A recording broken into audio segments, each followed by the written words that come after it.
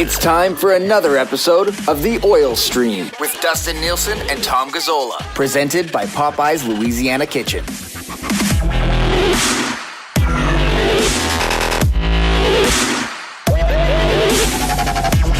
Happy Friday. Happy 1 week from the trade deadline.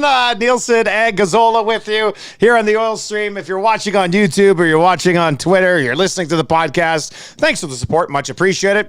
Huge thanks to support for Popeye's Louisiana Kitchen as well. And I'm pissed off at myself right now. I said I was going to try that blackened chicken sandwich on the stream today, and then I got busy doing lock shop at 11, and I forgot to order one. So I apologize to everybody. I will eat one of those blackened chicken sandwiches at some point next week on the Oil Stream. Wow. Yeah. You can't do it on Tuesday. Well, no, Tuesday we're going to be at Boston Pizza, but we will have a Wednesday. I think we're going to go, we might go, what do we do here? Well, we'll see what happens news-wise. Maybe we go Tuesday, Thursday next week, and then like a post-deadline wrap, like Friday night or something. Right. Don't we? Oh, yeah, we owe one, right? Because we made up one. We missed two. We made up one, yeah. So, and we'll get it. I mean, there's no shortage of oil streams. Yeah, so we'll make sure we get it done. But yeah, we're going to be live at Boston Pizza next Tuesday, 6 o'clock. Capilano BPs. Make sure you swing by and join us for a beverage. Talk some Oilers. Tommy, how's the post game last night? Man, people must have been fired up. The wagon is back. Yeah, it was very simple, very easy, a casual conversation. It was nice. No complaints. Nobody complained about Devon Shore. There was some arguing the JP stuff will never go away till he's gone. What were they saying about JP last night? Oh, he makes one good play, and you got to keep this guy. It's like, he's got 3 points in his last 4 games, playing 9 minutes. Is good. I mean, that's not bad. Good. That's nice for a team that lacks bottom 6 production. I think you got to kind of be happy with that. Yeah. They have been getting a lot of it, right? Like if it's not him, it was Costin for a bit. It was Yamark a little bit. Shore contributed here. Derek Ryan, although I don't know where Ryan sort of fits into the overall bigger picture right now. I had somebody text in today and say a line of Ryan, Yesapuli, and Shore should be called the rejects line. And that's how you go with it. So yeah, not a bad handle, actually, if you can own it. It's so pretty accurate. Yeah. So, no, there's that. Which McDavid goal wowed you more last night? The shootout goal. I'm a sucker for dekes and shootouts like that. I didn't know what he was going to do when he swung way wide and then did that little boop, boop to Smith bit hard. And then it was so easy. He had that empty net. He just like flicked it in. I was just he shouldn't be able. I know. I mean, there's a few guys that are excellent in shootouts and penalty shots that could do that, but just made it look so easy against an NHL goalie, buddy. Like I know. And then the bank off the back was fantastic as well, but it was clever, tricky, neat, nifty, whatever. Like not taking anything away from that. But the shootout move, I was just like, oh boy, that was really nice. Just quickly on Shore, he hasn't managed to work his way back into the lineup when healthy here, right? Like he does some good little things, but he's still back to regular Shore usage moving forward, or what? He is your 13th forward, and they love him. Case in point, Klim Kostin was with the team for like all of 5 days, and I remember him and Shore seeing each other in the locker room and bro hugging, like a special bro hug. So that's like they love this guy, right? Like they love him. Yeah, they love him, and when he's playing and having success like the last couple of games, it's an absolute bonus, and good for him. Really hard guy not to like. Truly a good human being, works for everything he gets, and nice to see him rewarded. Anything else jump off the page for you last night? I mean, it's just kind of had it on cruise control for most of the night, but anything of significance really pop off the page? Well, the first thing that came to my mind is, wow, Pittsburgh's done. Yeah, it sure looked like it, eh? Meltdown. This is it. Yeah. Boy, I'm like, why are they at this point? I mean, they've made the playoffs, 16 years in a row. Malkin, Crosby are older. Letang too. Their secondary guys aren't getting the job done. I think today they waived Kasperi Kapanen today. Yeah. Yeah. So, Petrie's been banged up. I think he was sick before yesterday's game.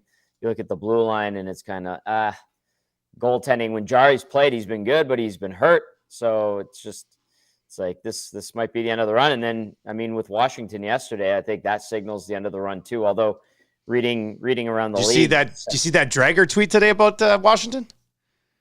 I probably did, but I've been the Chychrun one here. Said they might try to flip this fast on the fly here and package that pick with some other assets to get Chychrun and throw him on the blue line in Washington. That's interesting.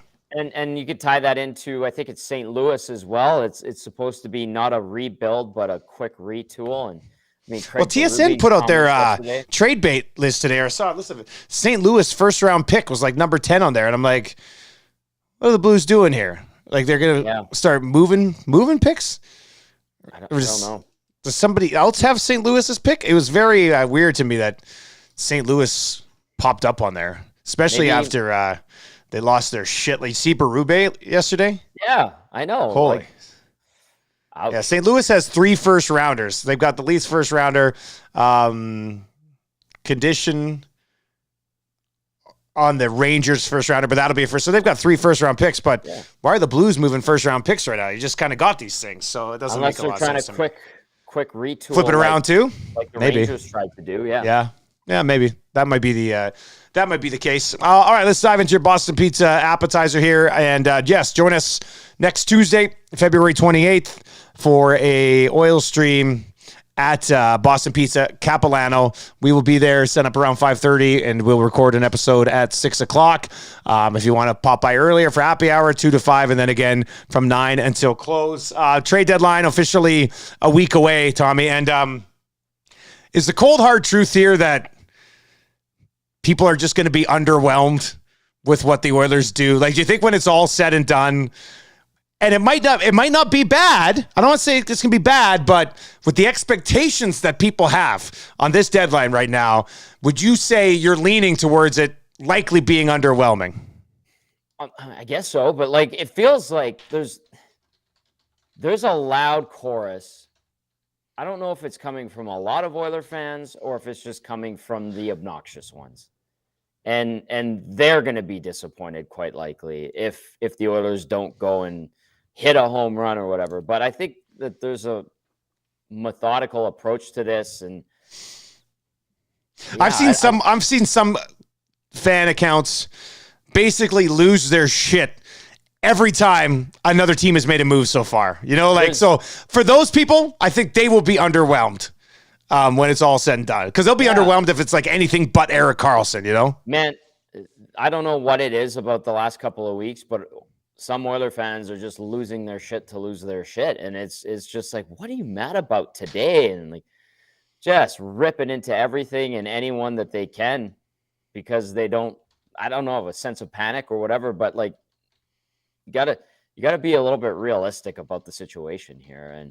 And I, the trade Toronto made got everybody all hot and heavy for pulling off these like miracle cap restructuring, getting third party, the Minnesota, picking up 25% of that deal yesterday. And I don't know if the Oilers are going to be able to pull something like that off. They're exploring everything that they can, but you know what? If Patrick Kane is not an Oiler, like, do I say I told you so? Because we keep revisiting it. People keep getting excited about it. And it's like, sorry, you got to be realistic about some of these things. And I don't want to be the guy that puts cold water on it and I get blamed for it. I understand, but like, just take a step back and look at the big picture here. Be realistic. And they're going to do something. They need to get their defense shored up. I told you that the priority for maybe a right shot defenseman, especially with the struggles of Evan Bouchard, might come into focus more. They still want a left shot guy. Maybe they get more than one defenseman to shore up the bottom pair. Something? Yeah. And then if they can get another veteran forward, third liner type, that'd be pretty solid if they shape and mold. I don't think that would be a bad deadline. Yeah. I believe Rashog, I didn't see it. I think it was during my show today, but said that the Oilers might be more in on Chychrun now than they have been at any point. Tommy, are you hearing anything on any of these blue liners, Chychrun, Gavrikov, or anything along those lines? Yeah, a little bit on Gavrikov today is just, with Aaron Portzline put out the article on how Columbus thought they had to deal with Boston, and that fell through. I know that the price was something that the Oilers scoffed at a couple of weeks ago from Gavrikov and Columbus. And so maybe they revisit it now and see if the price has gone down, if it becomes more sustainable or doable. And so that is potentially an option. And like the current ask though for Gavrikov, it's not gonna work. Like, that price has to come down essentially. You're not giving them Columbus a first for Gavrikov, especially as a pure rental, because and I think he's on the record as saying he won't sign in Canada. So, the Chychrun thing, that's been all over the map. I'm sure the Oilers will circle back there too, and we'll see where it goes. It's kind of right now what they need to focus on is figure out if Klim Kostin's ready to go. If he is, they were supposed to make a roster move. They did practice today and earlier in Columbus. I haven't seen anything, Dusty, unless I missed it. No, I don't think people would let us know here on the live chat too if anything happened. But if Kostin can come back, I mean, Shore obviously would be out of the lineup, I think, because he's one of the guys on emergency call, right? So so there's probably no move, and they'll probably roll with the same lineup tomorrow. Yeah, so something to keep tabs on. But when Kostin does back, something would have had to happen today on waivers today if they were going to fit Kostin into the lineup, right? Essentially. Yeah, exactly. So that's an indicator that he won't be playing tomorrow. Yeah. All right. Well, it's something to keep tabs on here as well. Interesting with how it's going to go here prior to the trade deadline. Where was Holland on? The Bob McCowan podcast? Saying basically he'd like to do a little something. Right? So do you think there's any way like he pulls off a Jared Smithson deadline and it's like a bottom six forward that might be in your lineup come crunch time? It's got to be better than that, right? Has to be more than that. If it's that bad, then I would expect a revolt. I expect way more than. Oh, that shit's not going to fly here right now, man. Like no, especially now. Way. I mean, I think he'll be doing something, but right now it's kind of like the calm before the storm. Right, it is how it feels. Anything on Patrick Kane? Like, it seems like Patrick Kane's basically going to pick his spot. I did see Chris Johnson say that something could move here, or we'll get some sort of, is he going to waive to go somewhere, or is he just going to stay there maybe in the next 24 to 48 hours? I still find this to be hard to believe for the Oilers. This is quite a Rangers thing. Hey, if the Rangers bring in Tarasenko and then bring in Kane as well, man, that would be something else. I mean, you look at the East, and people were texting in the pregame show saying, how are the Oilers or any Western Conference team going to even compete with an Eastern Conference team? And the only thing I could come up with, is these Eastern Conference teams absolutely beat the shit out of each other in the run to the Stanley Cup final, or B, a couple of Western teams take some big swings. But it feels like the Western teams are kind of sitting back.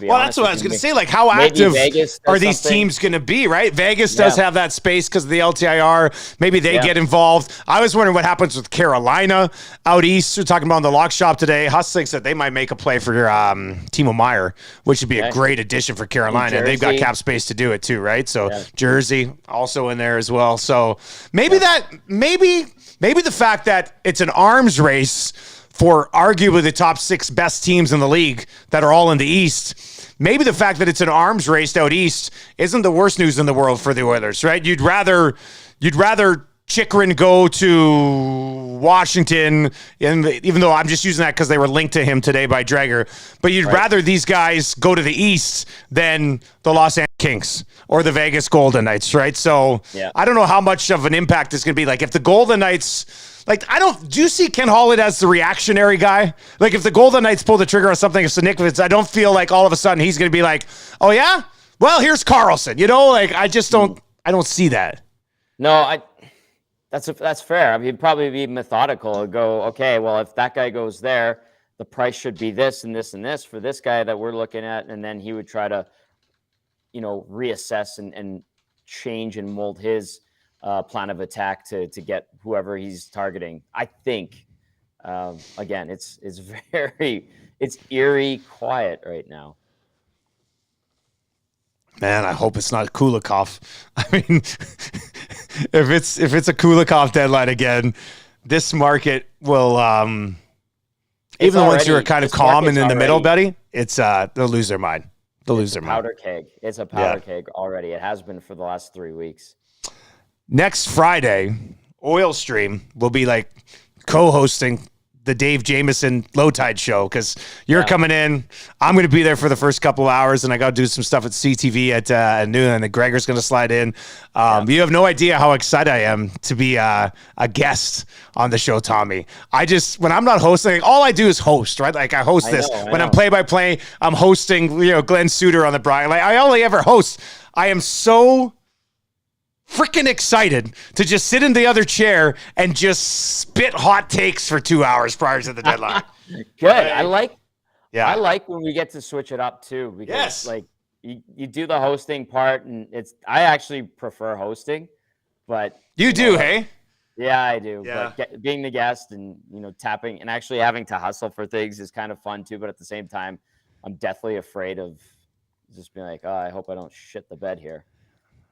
It doesn't matter. Everybody shits the bed a couple of times on deadline day, buddy. That's just it happens. That's just how it works. Yep. That's just how it works. Hey, who's the odd man out if they bring in a defenseman? Well, I would think maybe Bouchard. Do you think they'd healthy scratch Bouchard ahead of Desharnais?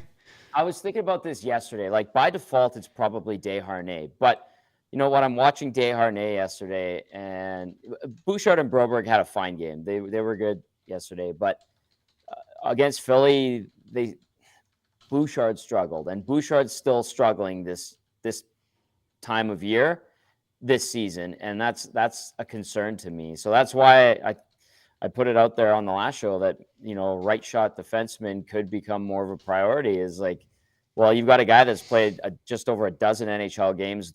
But you like what he brings to the table. He's just a giant of a human being. And then the guy that took a step last year and really hasn't taken that next step this year is Evan Bouchard. And then Philip Broberg, who's in his first real full NHL season, has been making steady progress. But when you get into the playoffs, do you want to be going into them with Broberg and Bouchard as your third pair with a rotation of Vincent Desharnais? I think they're going to get eaten alive, especially if you run into a really good team that just targets them and exposes them unless they step up their game in a hurry. So that's why two veteran blue liners might not be out of the question for the Oilers, both a righty and a lefty. If you're watching right now on Twitter, we got a pretty good chat going over on Twitter right now. Let me ask you this question. Tommy, you can answer it too. The Oilers lineup, as constructed as today, what level of confidence would you have in them to come out of a pretty average Western Conference? They're in the mix. Like they could make a lot of noise. They could go right back to the conference final, even with this group. It's just I think they could come out of the West with this team. I mean, if they get goaltending, I think they could come out of the West with this group. And then I don't know how you get past whoever comes out of the East. Now, a lot of people say the East beat the crap out of each other, which is true. But the West is pretty evenly matched. So it's not going to be like the Oilers, for example. It's not like it's going to be Colorado last year where they're on cruise control throughout the entire playoffs, right? Like, I think the Winnipegs, the Dallases, the Kings, and the Oilers, like, I think these teams could beat each other up a little bit as well. I just think in the West right now, with the way it's constructed, Colorado gets healthy, they're going to be a tough out for sure. But you take McDavid and Draisaitl in a series against anybody else. The two teams that the Oilers struggle mightily against are Minnesota and Colorado. And then they've handled Dallas this year. Their last game against Dallas, they played phenomenal in Dallas. It was a nice win. It was a complete effort, almost 60 minutes. They've handled the Golden Knights a couple of times. They've smacked around Seattle. They blew a lead to Seattle. They have played against Winnipeg very well. I believe a couple of times. I know the New Year's Eve game was a close one. They're right there. It's just the Avs have their number and I think are in their head. And then for whatever reason, Minnesota has a pretty good time with the Oilers too. So it's wide open in the West. It really is. Luke Shen, Do you think the Oilers, have you heard anything on Luke Schenn and the Oilers? Right shot, UFA, expiring contract, defensive, like he checks boxes, right? Yeah, I don't think he would be at the top of the list, but I think if it was there and they could get it for dirt cheap, then they would. What do you think helps this team more? Luke Schenn, John Klingberg. Well, Klingberg, obviously. I think I can make a case for Schenn to help more. I think so. I think an engaged John Klingberg would be excellent. What do you think the price is different wise in that one? Like, I'm sure Anaheim that's wants a couple rounds rounder. For sure, right? Yeah. But I asked Drager on Thursday if the Ducks would get a first rounder for Klingberg. He doesn't think they will. So I don't either. Yeah. He has not, warranted a first round pick with this play this year. All right, let's get to inside the numbers for Coolbet Canada, and I'm gonna put a request out here to Pat and Jake over at Coolbet, and they usually hook me up with this stuff. This is a tough one, but Connor McDavid, I did the math on this, I think yesterday or 2 days ago on my show. McDavid, if he was produce at the rate that he's producing in the 4-point game last night helps. But if he was producing at the rate that he's been producing this season for the rest of this year and all of next year, and he played all the games, he would be at 993 points at the end of next season. This was somebody texted in and said, Dusty, you think he hits 1,000 by the end of next season? He has to be a little bit better than he has been this year and stay healthy. So I'm going to reach out to the guys at Coolbet, stay Coolbet responsibly with the partners at Coolbet, and see if they can get me a bet for will McDavid hit 1,000 points by the end of next regular season. Tommy, I mean, you could get banged up, miss 5-6 games here or there. Yeah. It would hurt this. Things almost need to be perfect the rest of the way, but I don't think I'd go and bet against him doing it. This is one where I think it doesn't happen till the beginning of the 24-25 season. I was even thinking of does he get to 150 this year still? Yeah, I mean he's gonna have to have a huge 23 games. Is it 23 left? Yeah, they played 59 yesterday. So he needs 41 points in 23 games, which means he could technically slow down a little bit with what he's done so far, which is ridiculous to say. Right. So I don't think he gets it next season to 1,000. I think it's early in 24-25. Does he win the scoring title by more than 30 points this year? He's 22 up on Draisaitl right now. Yeah, he does. Yeah. He runs away with the Art Ross by at least 30. Nothing against Leon, but nothing against Leon. But every time Leon gets a point, McDavid gets a point, and then McDavid gets lots of points by himself too. So it's over.